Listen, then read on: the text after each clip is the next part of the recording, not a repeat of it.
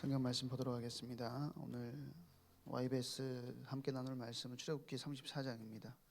출애굽기 34장 1절에서 9절까지 말씀 좀 길지만 저 한 절 여러분 한 절 이렇게 읽도록 하겠습니다. 출애굽기 34장 1절에서 9절까지 말씀입니다. 찾으신 줄 알고 제가 먼저 읽겠습니다. 여호와께서 모세에게 이르시되 너는 돌판 둘을 처음 것과 같이 다듬어 만들라. 내가 깨트린 처음 판에 있던 말을 내가 그 판에 쓰리니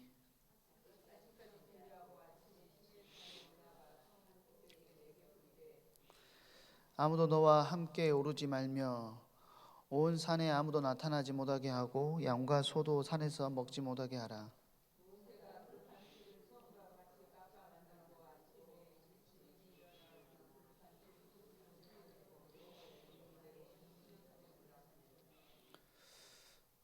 하나처럼 읽으셔야 됩니다. 자, 여호와께서 구름 가운데에 강림하사 그와 함께 거기 서서 여호와의 이름을 선포하실세.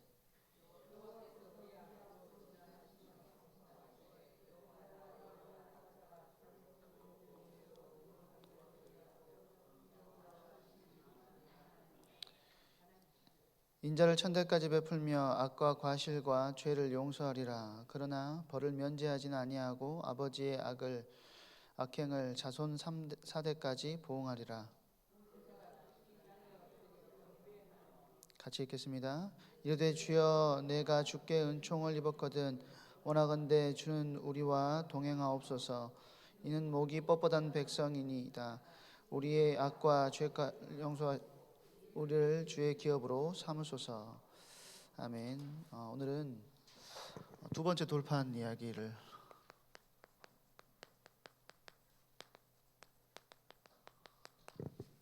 좀 같이 하겠습니다. 우리가 지난 시간에는 우리가 세례 이제 성례에 대해서 두 가지 말씀하셨고요. 그 전에 이제 전 시간까지 우리가 이제 첫 번째 돌판을 모세가 분노해 가지고 집어 던져서 없애버린 내용들에 대해서 우리가 말씀을 좀 확인해 봤었죠. 첫 번째 돌판이 없어졌던 이유는 모세가 하나님으로부터 십계명 돌판을 받고 있는 그때에 모세가 이제 더디 내려오니까 백성들이 금송아지를 만들고 또 거기에서 이제 광란의 파티를 벌이는 것이죠. 그래서 죄에 빠진 결과로 없어져 버린 것입니다. 하나님께서 너무나 분노하셔가지고 이스라엘을 그 자리에서 멸망시키려고 하셨어요. 근데 이제 모세는 아직 산에 있는 상태이죠. 모세가 이제 목숨을 건 중보를 하고 그게 없었다면 아마 이스라엘은 그때 끝났겠죠. 어찌됐든지 간에 하나님의 그 진노하심을 이제 누그러뜨려 놓고, 창세기 32장 14절에 보면 하나님께서 그 진노하심을 내려놓으시고 산에서 이제 그걸 확인하고 산에서 모세가 이제 내려오는데 여호수아가 이제 그런 말을 하지 않습니까? 누가 지금 싸움이 났느냐 할 정도로 시끄러운 거예요. 그러니까 산에서 내려온 모세가 이제 송아지와 함께 이제 이스라엘 백성들이 춤추는 것을 그때 보게 되고, 이제 경노한 나머지 두 돌판 들고 왔던 돌판을 집어 던져가지고 금송아지 우상 부숴버리고 주동자 3,000명을 레이지파를 시켜가지고 죽이게 됩니다. 사실 애굽 군대 앞에서도 홍해 앞에서도 한 명도 죽지 않았어요. 근데 지금 우상 숭배 때문에 3,000명이 죽는 거예요. 가나안 땅에 들어갈 때 이제 하나님께서 또 뭐라고 하시냐면 내가 사자를 보내겠지만 내가 너희와 함께 가지 않겠다라고 그렇게 말씀하십니다. 그러니까 최고의 징계, 우리가 생각했을 때 포로되고 속국되는 것이 우리가 징계라고 생각할 수 있지만 하나님의 말씀이 끊어지는 것, 그리고 하나님의 임재가 끊어지는 것, 그리고 하나님과의 관계가 끊어지는 것이 사실은 최고의 징계입니다. 이스라엘 백성을 향하여서 하나님께서 내가 직접 가지 않고 내가 사자를 보내어 가겠다라는 말은 무슨 말이냐면 하나님의 부재를 선언하신 거예요. 하나님께서 너희와 함께하지 않겠다라는 것을 말씀하신 것이죠. 백성들이 이제 그 말을 듣고 눈물로 회개하고 모세 또한 중보에서 하나님의 진노를 가라앉히고 사태가 일단락됐죠. 그리고 하나님께서 십계명 돌판을 대체할 두 번째 돌판을 주시기로 약속한 것이 오늘 본문의 내용이라는 겁니다.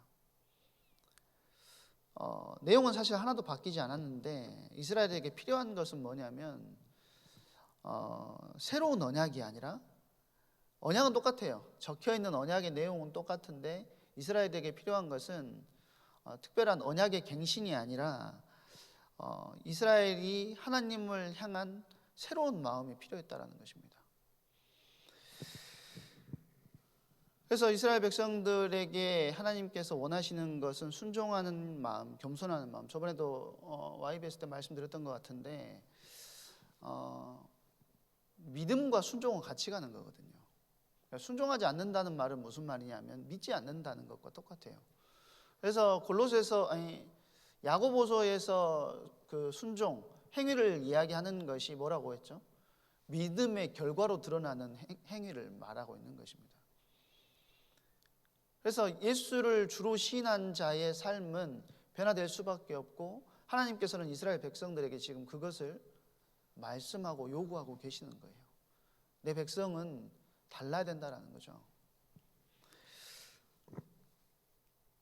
이스라엘 백성들에게는 사실 그 금송아지 우상 사건은 생각하기도 싫은 끔찍한 사건 아닙니까? 다 죽을 뻔했거든요. 근데 이스라엘 백성에게 무엇도 있었냐면 사실 득도 있었습니다. 그 득이 뭐냐면 하나님의 거룩이 얼마나 무서운 것인지를 이스라엘 백성이 분명하게 알게 됐다라는 거예요. 그리고 하나님을 경외하는 것이 얼마나 값지고 소중한 것인지 이스라엘 백성이 분명하게 알게 하신 사건이 뭐냐면 금송아지 우상 사건이라는 것이죠.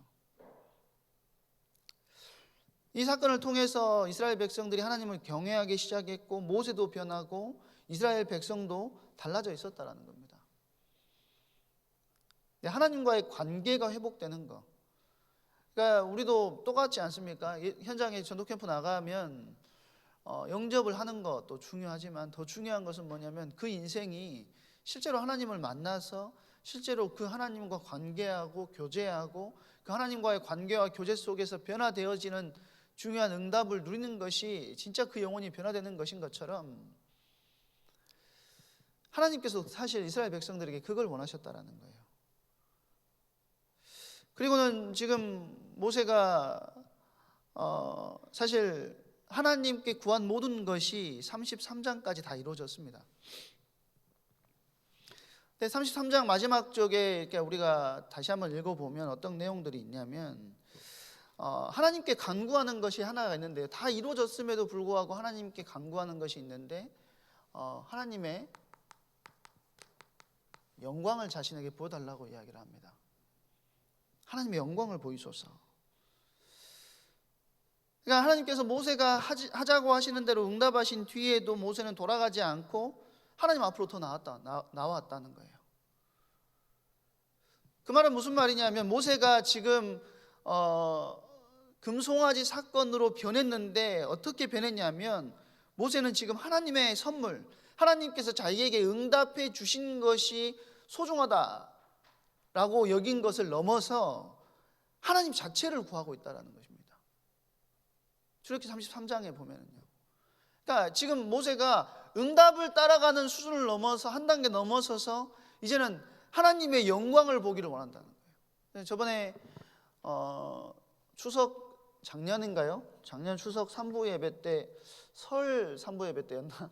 기억이 안 나는데 이 본문을 가지고 말씀을 드렸던 기억이 출애굽기 33장 본문을 가지고 말씀을 드렸던 기억이 있는데요. 사실 모세가 모르니까 하나님의 영광을 구하는 것이죠. 하나님의 영광을 본다면 모세는 죄인이기 때문에 반드시 죽을 거라는 것을 하나님께서 아셨다는 거예요.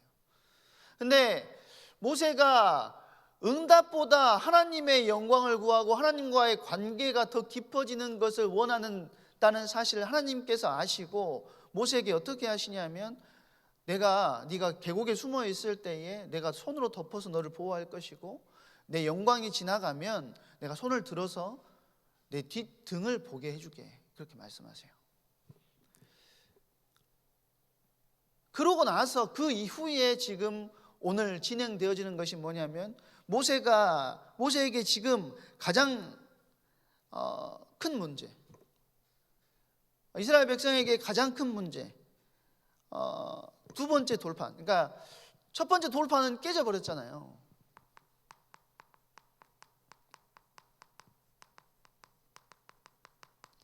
두 번째 돌판을 주시겠다고 하나님께서 직접 말씀하시는 겁니다. 이거를 보면 사실 뭔가 생각나는 부분이 없으세요? 저는 뭐가 생각났냐면요, 마태복음 6장 33절의 말씀이 생각났습니다. 너희는 먼저 그의 나라와 그 의를 구하라. 그러면 뭐 한다고요? 이 모든 것을 너희에게 더하시리라. 모세가 하나님의 영광을 구하고 그의 나라를 구하고 하나님과 함께하기를 원하고 하나님의 인도하심을 최고로 구하는 그때에 하나님께서는 모세의 가장 큰 필요, 지금 이스라엘 백성에게 가장 큰 필요를 하나님께서 주시겠다라고 모세를 불러서 말씀하고 계신다라는 것이에요.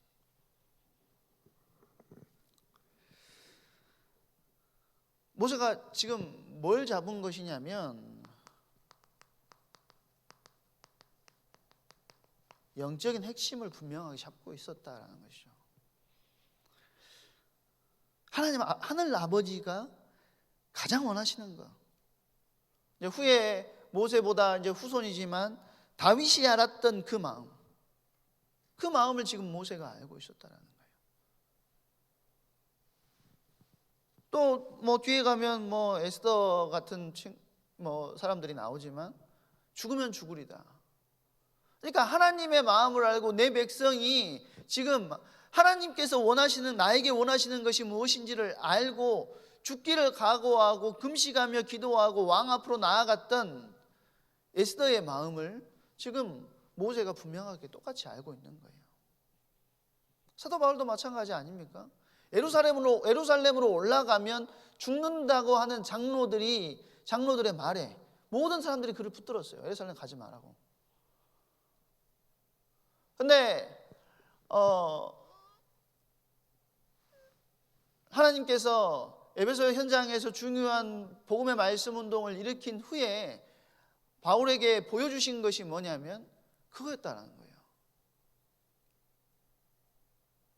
그 마음을 가지고 바울이 움직이니까 나의 달려갈 길과 주 예수께 받은 사명, 그거를 위해서 움직이는 겁니다.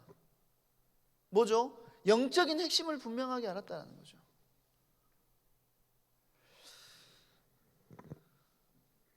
영적인 핵심을 따라서 움직일 때, 하나님께서 원하시는 것을 따라 움직일 때 하나님께서는 그들의 필요를 채우시는데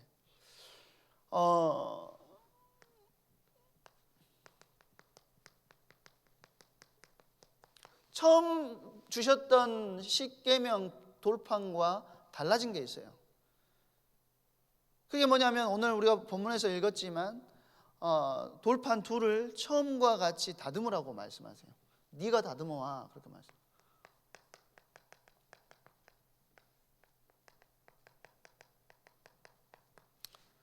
하나님께서 처음에 돌판을 두 개를 주셨을 때는 하나님께서 직접 다듬어서 하나님께서 직접 글을 써가지고 모세에게 주셨거든요.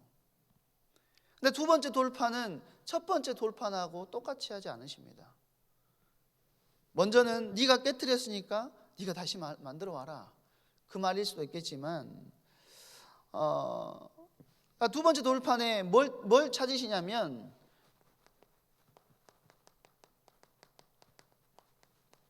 지금 인간의 책임을 묻고 계시는 겁니다.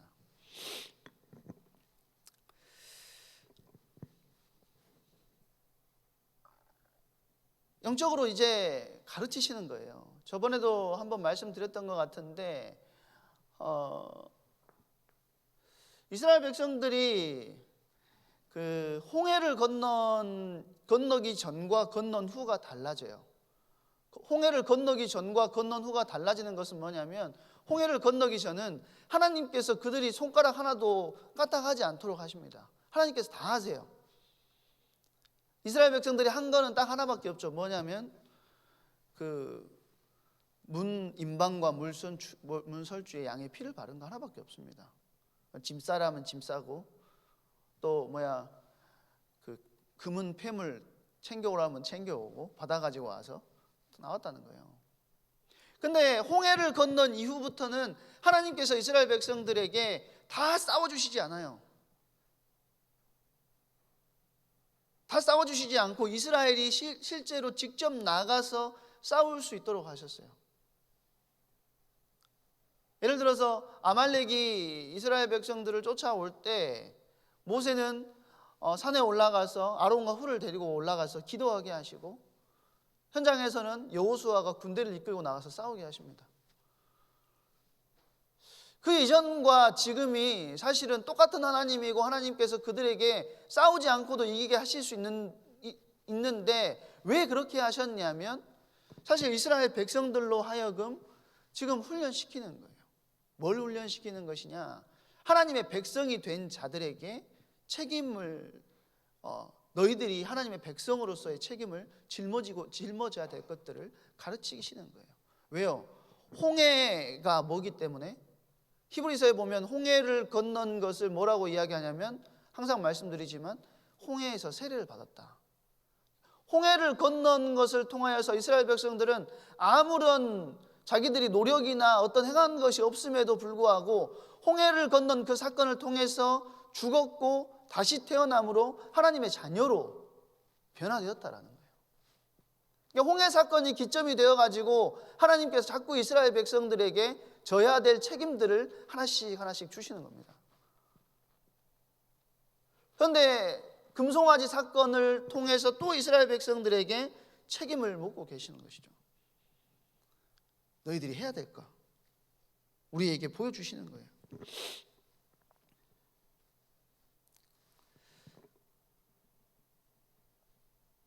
하나님께서 다 주셨을 때는 그냥 받았을 수 있는데, 아무 생각 없이 그냥 받았던 그 돌판을 자기 손으로 직접 만들어 보니까 사실 쉽지 않았을 겁니다.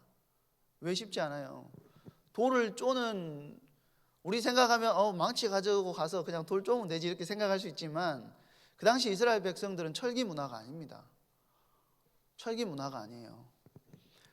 훨씬 뒷때에 다윗 시대까지도 이스라엘 백성들에게는 그 철거미, 강철거미 이런 게 옛날에 그 주몽인가요? 뭐죠? 거기에 보면 강철검 하나 가지고 막 이렇게 하잖아요. 실제로 그랬어요. 이스라엘 백성들에게는 그런 도구가 없었던 시대입니다. 근데 하나님께서 모세에게 직접 만들게 하시고, 그것을 통하여서 하나님께서 자기에게 주셨던 은혜들이 무엇인지를 다시금 확인하게 하셨다는 것이죠. 그리고 두 번째로는 뭐가 달라졌냐면 혼자 올라오라고 하세요.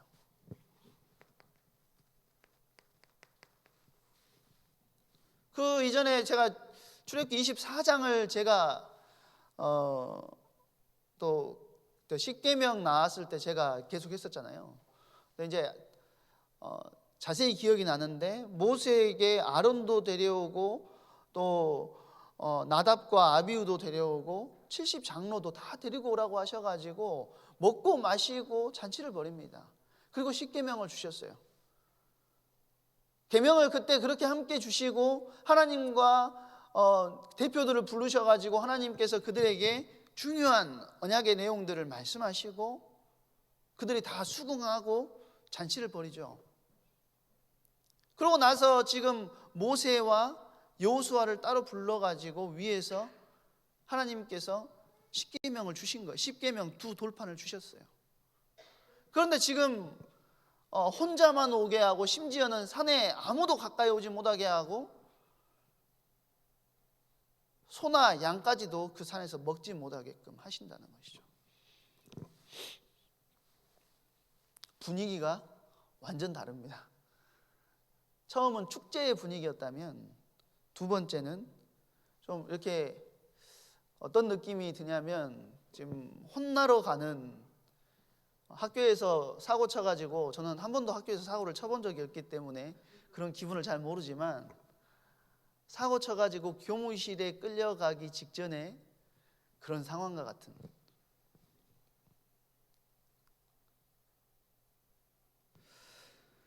그러니까 70인 장로들 한번 생각해 보세요. 70인 장로들이 거기 있었는데 모세를 통해서 자기들이 못 올라간다는 말을 듣고 분위기가 어땠겠습니까? 처음에 그런 그림을 생각했을 수 있지만 그때하고는 전혀 다른 분위기라는 거예요.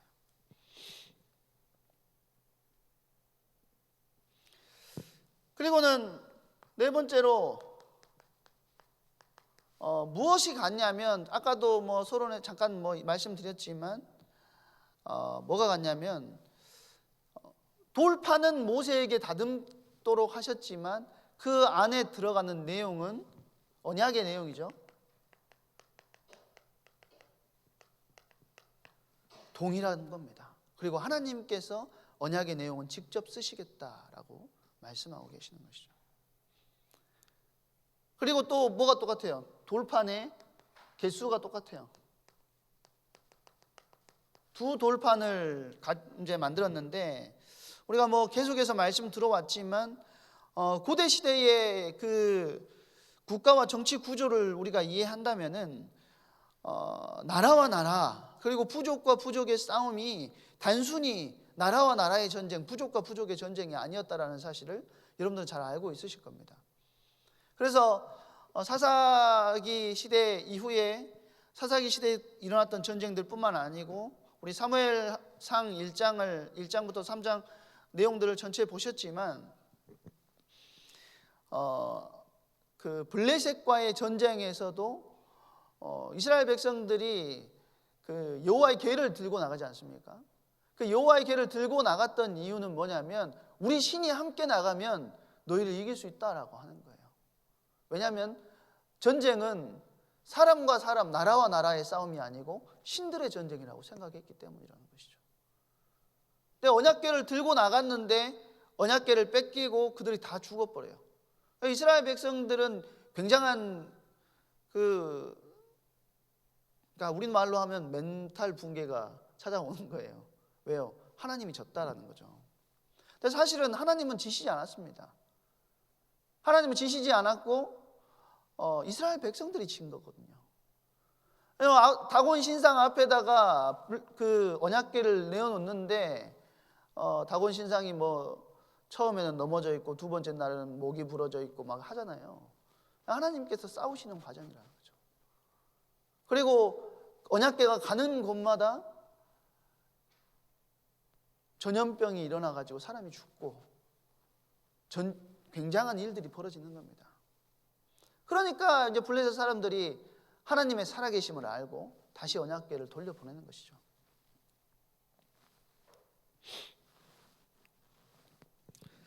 신들의 싸움인데 이제 고대 세계 사람들의 인식 구조 속에는 뭐가 들어있냐면, 어떤 두 나라가 전쟁을 해서 한 나라가 졌다면 한 나라는 주인 국가가 되고 한 나라는 종의 국가가 되는 거예요. 근데 그 종의 국가에게 주인 국가가 뭘 적어서 주냐면 계약서를 적어서 주는 것입니다. 이대로 살면, 이 계약대로 지키고 살면 너희들은 종의 나라로서 살게 되는 것이고, 아니면 다 죽는 거야 라고 말을 하는 겁니다. 똑같은 계약의 문건을 담아가지고 모세에게 주시는 건데, 그리고 그 내용이 뭐냐면 하나님의 백성이 되는 거. 그러니까 그 십계명 10개의 십계명 계명을 이스라엘 백성들에게 주신 이유는 하나님의 백성이 하나님의 백성답게 살게 하도록 하나님께서 주시는 계명이라는 거예요. 근데 거기에서 생성되는 개념이 하나님께서 우리의 왕이 되시는 왕의 개념이라는 것이죠. 그리고 이스라엘 백성은 그 하나님의 백성이 되는 것입니다. 이런 관점에서 하나님께서 십계명을 다듬어서 만들어 주시는 거예요. 앞서 첫 번째 돌판에서는 백성들이 계약을 위반을 했죠. 그리고 왕이신 하나님에 대한 백성들의 계약 위반으로 계약이 다 깨졌어요. 그리고 모세가 십계명을 그 돌판을 부쉈던 그것을 계약의 깨짐으로 우리는 이해를 할 수 있지 않습니까? 사실 계약의 조건대로 하면 다 멸망당하고 죽어야 돼요. 당연한 것입니다. 그런데 하나님께서 두 번째 돌판을 준비하시는 거예요. 나중에는 이것이 어디에 들어갑니까? 법궤 안에 들어가는 것이죠. 그래서 이 두 번째 돌판이 의미하는 것은 뭐냐면,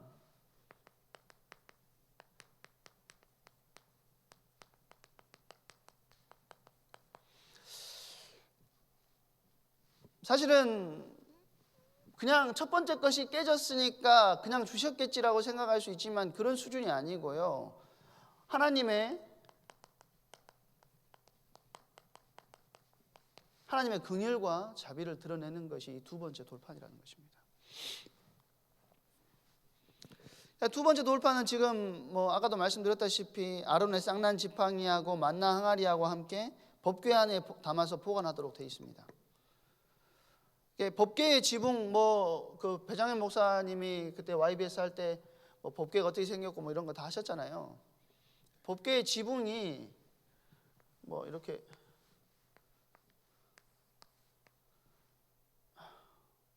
그림을 못 그려서 천사가 이렇게 하고 있는 이런 게 있어요. 이렇게 천사 여기 이렇게 막 있고 천사가 이렇게 하고 있는데 여기를 뭐라고 하냐면 지붕 뚜껑이 아니고 이게 시은좌라고 하는 곳입니다. 이 법궤 안에 이제 십계명도 들어 있고 이제 뒤로 가면 만나 항아리하고 아론 쌍난 지팡이 이야기는 안 나와요. 뒤쪽으로 가면 갈수록 처음에는 만나 항아리하고 다 들어 있었겠죠. 지팡이도 하나 있었을 것이고. 근데 제사를 드릴 때 항상 제물의 피를 가지고 와서 어디에 붓냐면 이 시은좌, 은혜가 임하는 곳, 여기에다가 피를 붓는 것입니다. 왜 법궤 위에 피를 붓냐면요, 법궤 안에 담겨진 세 가지 물건이 의미하는 것이 뭐냐면 인간이 얼마나 죄인인가를 분명하게 보여주는 거예요. 한번 보세요. 아론의 쌍난 지팡이도 마찬가지입니다. 아론 쌍난 지팡이 왜 아론한테만 이렇게 하냐 하니까 아론의 지팡이하고 다른 지팡이들을 갖다 놓고 누구한테서 이거 한 거잖아요. 이것도 인간의 불신앙의 내용입니다. 만나 항아리도 마찬가지입니다. 배고파 죽겠다 하니까 하나님께서 만나를 보내주셨고, 두 번째 돌판도 마찬가지예요. 이 세 가지 들어있는 성물이라고 할 수 있는 이 물건들이 사실은 인간의 나약함, 그리고 인간의 굉장히 자기만 생각하고 하나님을 따르지 않는 그런 모습들을 분명하게 보여주는 것이 안에 들어있는 것들이라는 거예요.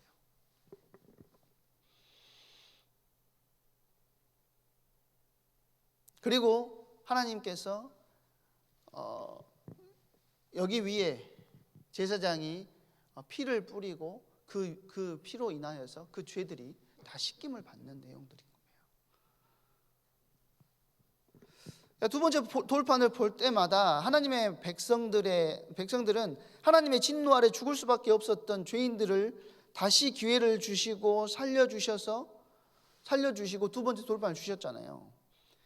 매우 중요한 초점이 뭐냐면 이 십계명은 홍해를 건넌 후에 주신 거예요. 저번에 담임 목사님도 말씀하셨는데 홍해를 건너기 전에 주셨다면 이 십계명이 어떻게 하나님의 백성이 되기 위한 의가 되고 하나님의 백성이 되기 위한 노력이 필요하다라고 생각할 수 있는데, 이미 이스라엘 백성들은 홍해를 건너을 통하여서 하나님의 백성이 됐다라는 거예요.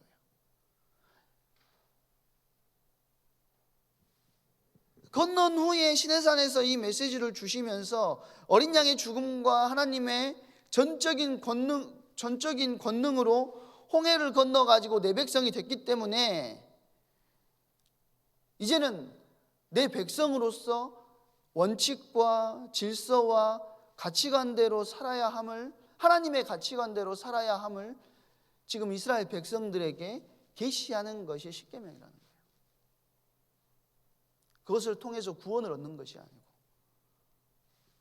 그러니까 십계명은 율법을 뛰어넘은 뭐가 들어있냐면 하나님의 사랑의 원칙이 그 속에 들어있다는 것입니다.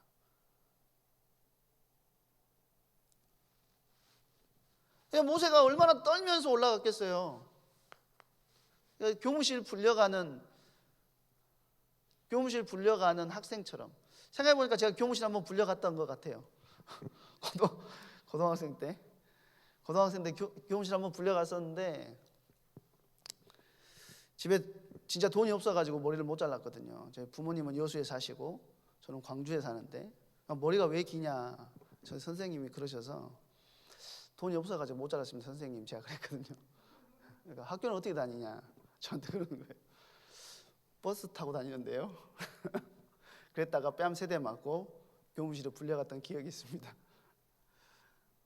저도 이렇게 대꾸한 저도 잘못이 있지만 아무튼 그 교무실에 불려 내려가는 그 과정까지 굉장히 두려움에 떨었던 기억이 있어요. 교무실에 불려 내려갔는데 그 감사하게도 다른 선생님들이 다 저의 보호자가 돼주시는 거예요. 광주는 그럴 애가 아니다. 얼마나 감사하든지 그 선생님들에게 충성을 맹세했습니다. 제가. 근데 지금 모세의 기분이 제가 느꼈던 그 기분과는 전혀 비교할 수 없는 기분이겠죠. 산꼭대기로 올라오라고 하시는데 지금 아무도 데려오지 말고 이전까지의 분위기도 아니고 네가 돌판 쪼개가지고 갖고 올라와 그렇게 하셨단 말이에요. 얼마나 긴장됐겠습니까? 그런데 그런 모세 앞에 하나님께서는 뭘 보여주시냐면 하나님의 동행을 보여주시고 임재를 보여주신다는 것이죠. 모세가 산에 올라오자마자 하나님께서 산에 임재하십니다. 그리고는 모세를 멀리 두는 것이 아니고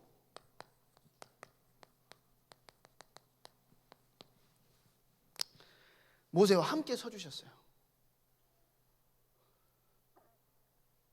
그리고는 제가 항상 말씀드리지만 하나님께서 자기를 계시해 주시는 것이 얼마나 큰 건지 여러분들에게 앞에 설 때마다 제가 말씀드렸던 것 같은데 출애굽기 13장인가요? 출애굽기 13장인가요? 제가 적어 왔어야 되는데 죄송합니다. 출애굽기 13장에 보면 이스라엘 백성들이 14장이네요. 그 홍해를 건너고 나서 15장이네요. 죄송합니다. 그 이스라엘 백성들이 홍해를 건너고 나서 이제 처음에 그 3일 동안 뭐가 없었냐면 물을 마실 수가 없었습니다. 그래가지고 어마어마한 불평과 원망이 찾아오게 되는데 그 마라의 쓴물 앞에서 이스라엘 백성들이 뭘 보냐면 하나님의 그 치유하시는 하나님을 발견한 거예요. 그렇죠? 그래서 26절에 보면 나는 너희를 치료하는 여호와임이니라. 그러니까 사실은 이런 사건 하나하나가 성경은요 굉장히 하나님께서 자기를 계시해 놓은 사건 하나하나를 굉장히 중요하게 여기고 있어요. 근데 이제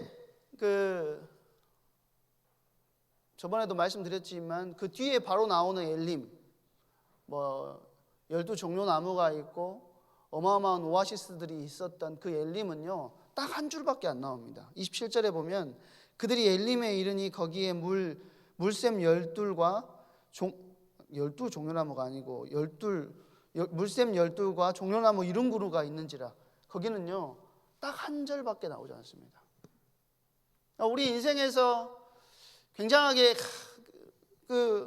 엘림과 같은 것을 꿈꾸며 살아가지만 성경은 그 엘림에 별로 관심이 없어요. 뭐에 관심이 있냐면 마라에 관심이 있다. 하나님의 임재, 하나님께서 자기를 드러내시는 거. 근데 오늘 본문에서도 자신을 친히 드러내시는데요. 5절에 보니까 이렇게 이야기하죠. 여호와께서 구름 가운데에 강림하사 그와 함께 거기 서서 여호와의 이름을 선포하실세. 여호와께서 그의 앞으로 지나시며 선포하시되 여호와라 여호와라 자비롭고 은혜롭고 노하기를 더디하고 인자와 진실이 많은 하나님이라. 그렇게 이야기를 하고 있습니다. 성경에 하나님에 대한 소개가 설명이 굉장히 많이 있지만 출애굽기 34장 6절 5절 말씀처럼 하나님에 대해 이렇게 설명한 것이 그렇게 흔하지 않습니다.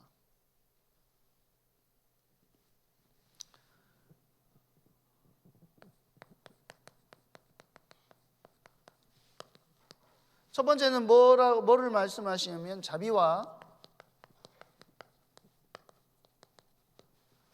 긍휼 이렇게 이야기를 했는데요. 이게 어떤 뜻이냐면 그 히브리어로는 라훔이라는 단어를 씁니다. 라훔이라는 단어를 쓰는데 이게 원래 원어는 어떤 단어에서 나온 거냐면 레헴이라는 단어에서 나온 거거든요. 근데 이 단어의 뜻이 뭐냐면 어머니의 자궁이라는 뜻입니다. 어머니의 자궁. 그러니까 어머니의 자궁 안에 있는 아기들이 보호를 받는 것처럼 모성의 본능에 기초한 하나님의 사랑을 지금 하나님께서 설명하고 계시다는 거예요. 내 백성이다. 그 사랑이 얼마나 큰지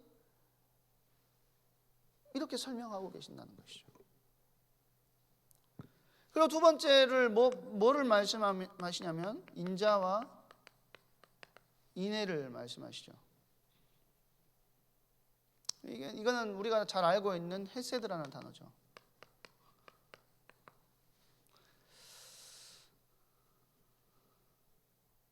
그러니까 사실은 은혜를 갚을 수도 없는 그런 상황 가운데 하나님께서 갚을 방법이 없는 은혜를 우리 가운데 부어주시겠다. 십자가의 사랑을 우리에게 주신 것처럼 우리가 어떻게 그 은혜의 사랑을 보다 보면 살 수가 있겠습니까? 근데 그 사랑을 우리에게 주시겠다는 것이죠. 그리고 34장 6절에 보니까요. 뭘 이야기하죠? 인자와 진실이 많은 하나님. 하나님을 설명하는 짝꿍 단어입니다. 탕자가 집으로 돌아올 때 종으로라도 살았으면 좋겠다. 이제 그 마음을 가지고 집으로 돌아오는데 기다리고 있는 아버지는 지금 종이 문제가 아니고 아들이 살아 돌아온 그것 자체에 감사하고 기뻐하시는 것이죠. 그 기다리고 있었던 아버지의 은혜와 같이 모세에게도 지금 하나님의 은혜가 임하게 됐다라는 거예요. 그러니까 우리가 잘못 착각하기 쉬운 게 뭐냐면 저 어렸을 때는 그런 말씀을 많이 들었거든요. 구약의 하나님은 무서운 하나님이고 신약의 예수님은 사랑의 예수님이다. 우리가 그렇게만 생각할 수 있는데 그래서 어렸을 때는 교회 강단에 올라와서 뛰놀다가 많이 쳐맞았습니다. 진짜 그냥 맞은 게 아니고 어른들이요 진짜 그냥 이렇게 그냥 맞은 게 아니고 그냥 쳐맞았어요. 이렇게 근데 그렇게 하신 이유가 뭐냐면 어디 사자 목사님이 말씀을 전하시는 곳에 올라와가지고 거룩한 강단에 그래서 진짜 많이 맞았거든요. 저 부잡하지도 않았는데도 많이 맞았는데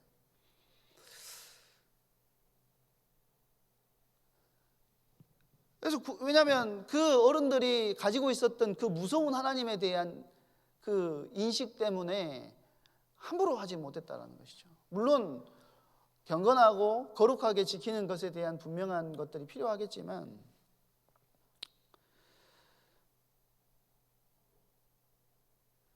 그래서 초대교회 때는 어떤 이단까지 있었냐면 구약의 하나님과 신약의 하나님을 완전히 다른 하나님으로 나누는 이단까지 존재했었습니다.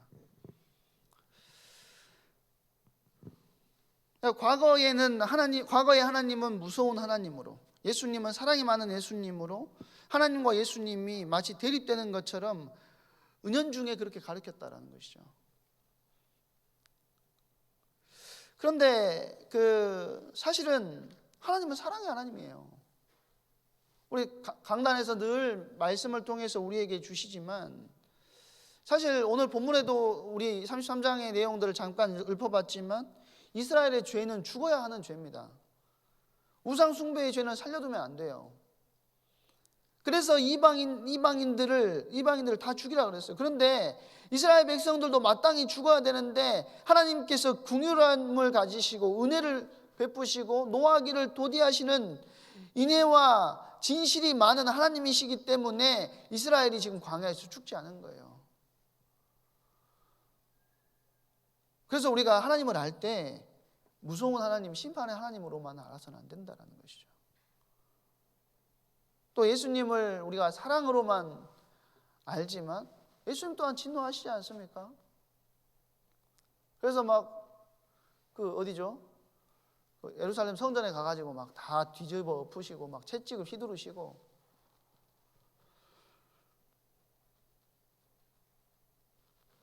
우리 생각의 틀 속에 잘못 이해된 하나님과 예수님에 대한 이미지를 바르게 해야 된다는 거예요. 그리고 하나님의 성품을 독특한 표현으로 설명한 구절이 14절에 나오는데 그게 무엇이죠? 질투의 하나님입니다. 질투하는 하나님입니다. 14절은 특별하게 뭐라고까지 이야기를 하냐면, 너는 다른 신에게 절하지 말라. 여호와는 질투라 이름하는 질투의 하나님입니다. 하나님의 이름 자체가 뭐라고 하냐면 질투다, 그렇게 이야기를 하고 계세요. 그러니까 이 질투라는 것이 하나님이 질투라고 불렸다라는 것이 아니고 하나님의 이름 자체가 사실 이스라엘 백성들에게 진짜 이름 여호와라는 것이 진짜 하나님의 이름은 아니잖아요. 우리 나영아 목사님 메시지를 들어보셨겠지만, 그러니까 사실 이 질투라는 것도 진짜 이름을 말하는 것이 아니고 하나님의 속성 가운데 하나라는 거예요. 하나님의 속성을 저번에도 말씀드렸지만, 인간은 이게 우리 뇌구조 막 이렇게 하잖아요. 그래서 여기서부터 여기까지는 뭐가 담겨 있고, 여기는 이렇게 하고 뇌구조를 하지 않습니까? 근데 하나님은 그러지 않는다니까요. 하나님은 완전히 사랑의 하나님이세요. 그리고 또 하나님은 완전하게 공의의 하나님이시라는 거예요. 어떤 부분이 이만큼은 사랑의 하나님이고 이만큼은 공의의 하나님이 아니고 전체가 사랑의 하나님이시고 전체가 공의의 하나님이시라는 거예요. 근데 오늘 말해주는 속성은 뭐냐면 전체가 질투래요. 질투라 이름하는 하나님이다. 근데 이 질투를 누구에게 하겠습니까? 이 질투를 누구에게 하겠어요? 생각해 보세요, 여러분. 질투를 누구에게 하겠어요? 예를 들어서 제가 하면 안 돼. 또 이상한, 또 저번에 와이프 좋아한다고 막 하니까 놀리시던데, A라는 남자가 B라는 여자를 만나요. 이 여자는 얼굴도 예쁘고 학벌도 좋고 가진 것도 많고 너무 좋은 사람이에요. 근데 이 A라는 남자가 C라는 여자랑 바람이 났다는 거예요. 이 C라는 사람은 A랑 비교해 봤을 때 어느 것 하나 부족한, 좋은 것이 없는, 다 부족한, 아무것도, 얼굴도 못생겼고 뚱뚱하고, 뚱뚱하다는 게 잘못됐다는 거 아닙니다. 그 사람하고 앞에 설 때마다 말을 조심해야 되는 큰일이네. 그리고 잘된 게 하나도 없는 거예요, 사실. 둘이 비교해 봤을 때. 그러면 이 A라는 여자가 B라는 사람을 보면서 질투를 하겠습니까? 뭘 할까요? B라는 사람이 C라는 여자를 보면서 질투하기보다는 분노가 일겠죠. 어찌 저런 것, 남자를 향해서 화가 일어나겠죠. 근데 오늘 하나님께서 이방 신들을 향해서 질투하시는 것이 아니라는 거예요. 그러니까 질투라는 개념이 통하려면 비슷해야 돼요. 그러지 않습니까? 비슷해야 된다니까요. 근데 하나님이 우리를 보시면서 질투하신대요. 우리를 보시면서. 전혀 우리가 비슷하지 않는데 하나님의 속성만 가지고 있을 뿐 전혀 하나님과 우리는 비교할 수 없는 존재임에도 불구하고 하나님께서 우리를 보시며 질투하시고 자기를 바라보기를 원하신다는 것입니다. 그러면서 이제 시간이 너무 많이 갔기 때문에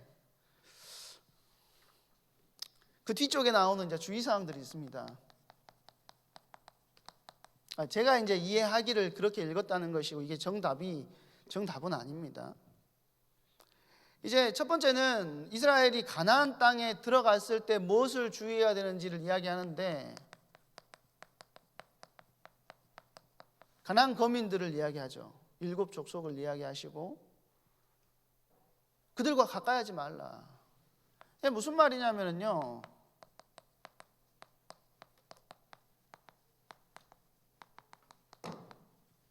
그들의 문화와 영적인 습성을 따라가지 말라는 거예요. 심지어는 거기에 뭐라고 되어 있냐면 아세라 목상. 아세라가 뭐를 주는 풍요의 여신 아닙니까? 그러니까 이스라엘 백성들이 먹고 살기 위해서 너희가 들어가 가지고 분명히 이것들을 따라 움직일 수 있기 때문에 그것들과 뭐 하라고요?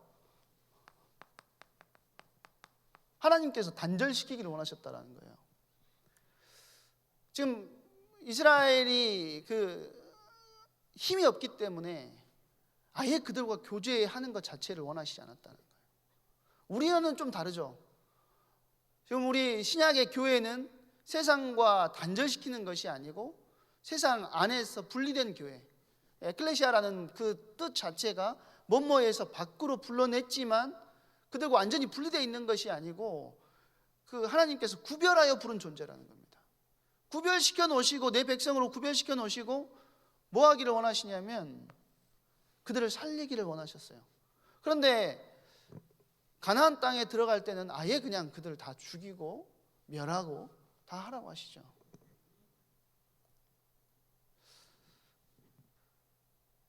제가 이제 그 부분에 대해서 좀 생각을 해봤는데 하나님께서 모든 것을 아시기도 하셨겠지만 그들에게 영적인 힘이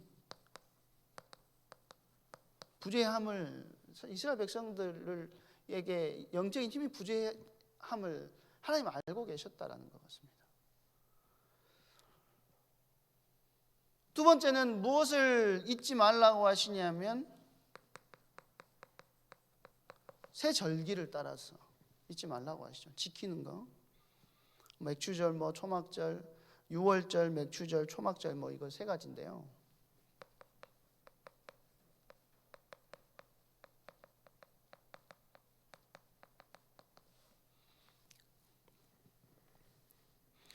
하나님의 은혜를 기억하고 그 피의 언약을 기억하고 오실 메시아를 기억하라는 것이죠. 사실 그 두 번째 돌판의 그 출애굽기 34장을 우리가 보면서 지금 두 번째 돌판 만드는 과정에서 하나님이 몽땅 쏟아 놓으신 이야기는 사실 어떤 이야기냐면 십자가 이야기하고 같습니다. 그리스도 이야기예요. 첫 번째 아담이 실패했듯이 첫 번째 돌판은 깨져버렸어요. 근데 그래서 둘째 아담이신 예수 그리스도를 하나님께서 준비하셨듯이 하나님께서 우리에게 뭘 주시냐면 두 번째 돌판을 허락하신다라는 것이죠. 두 번째 돌판을 통해서 그 돌판이 보관된 법궤 위에는 제단에서 숨진 어린 양의 피가 부어져야 됐습니다. 그것이 뭐냐면 갈보리 언덕에 하나님의 아들 그리스도의 사랑이 그것과 동일하게 우리에게 임할 것을 약속하고 계시는 것입니다. 하나님은 그 언약에 신실하신 하나님이십니다. 우리가 주 안에서 그 약속을 붙들고 승리할 수 있어야 되겠습니다. 우리가 모든 상황과 사건 속에서 감사할 수 있는 이유, 우리가 억지로 감사하는 수준을 넘어서 우리가 감사할 수 있게 되는 이유는 우리가 승리하는 신분을 가지고 있기 때문이라는 것입니다. 오늘도 그 사실 기억하시고 나에게 허락된 그 그리스도의 언약을 오늘도 붙들고 승리하는 은혜가 있기를 축복합니다. 한번 기도하도록 하겠습니다. 이 시간 기도할 때에 하나님, 우리에게 허락하신 그 하나님의 은혜를 붙들게 하시고 우리에게 선하시고 인자하시고 긍휼을 베푸시는 그 하나님과 동행하며 하나님과 관계하는 그 축복을 실제적으로 누릴 수 있도록 우리의 모든 삶의 자리에서 말씀을 놓치지 않는 존재로 쓰임받을 수 있도록 하나님 우리를 이끄시고 인도해 달라고 우리 이 시간에 같이 합심해서 한 번만 기도하고 마치도록 하겠습니다. 사랑의 하나님, 감사합니다.